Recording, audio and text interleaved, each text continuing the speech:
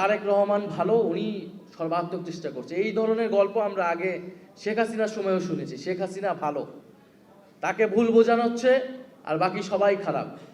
উনি সৎ, উনি তাহাজ্জুদের নামাজ পড়েন, উনি 18 ঘন্টা করে পরিশ্রম করেন দেশের জন্য। একই ধরনের বক্তব্য, শুধু মুখ পাল্টিয়েছে, এবং দেশের পরিস্থিতিও একই দিকেই যাচ্ছে। তো আমরা বলবো যে আমাদের উপরে হামলা মামলা করে আপনারা দেশের এই পরিস্থিতি বা আপনাদের নিজেদেরকে প্রোটেক্ট করতে পারবেন না। কারণ আমরা মনে করি বাংলাদেশের জনগণ 70% জনগণ রায় দিয়েছে এই গণভোটের পক্ষে, গণরায়ে হ্যাঁর পক্ষে। আপনারা আমরা সবাই, সকল শহীদ পরিবার কিন্তু এটার জন্য ক্যাম্পেইন করেছে, সকল আহত যোদ্ধারা কিন্তু এটা প্রচারণা করেছে। ফলে আমি মনে করি যে আমাদের সেই দায়িত্ব জনগণকে একটা বৈষম্যহীন দেশ, দুর্নীতিমুক্ত দেশ দিয়ে যাওয়া।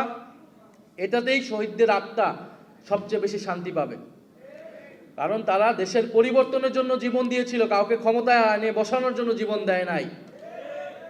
সেই পরিবর্তনকে বুঝিয়ে দিতে হবে দেশের জনগণকে। বাংলা কিউআর, যেখানে নগদ পেমেন্ট সেখানে। সারা দেশে 10 লাখেরও বেশি মার্চেন্টে নগদে পেমেন্ট করুন খুব সহজে।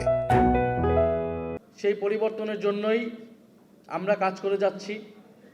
আমরা মনে করি যে সরকার যদি অচিরেই বিচার, জুলাই গণহত্যার বিচার, ওসমান হাদি হত্যার বিচার এবং বিগত গুম খুনের বিচার, সেই বিচার যদি সম্পূর্ণ করতে না পারে অনতিবিলম্বে, এবং তাদের রোডম্যাপ ঘোষণা করতে হবে যে কীভাবে তারা বিচার করবে, কতদিনে করবে, এবং যে সংস্কার, সেই সংস্কার তাদেরকে বাস্তবায়ন করতে হবে। অন্যথা যে আন্দোলন আমরা চালু রেখেছি, শুরু করেছি, সে আন্দোলন আরও তীব্র থেকে তীব্রতর হবে।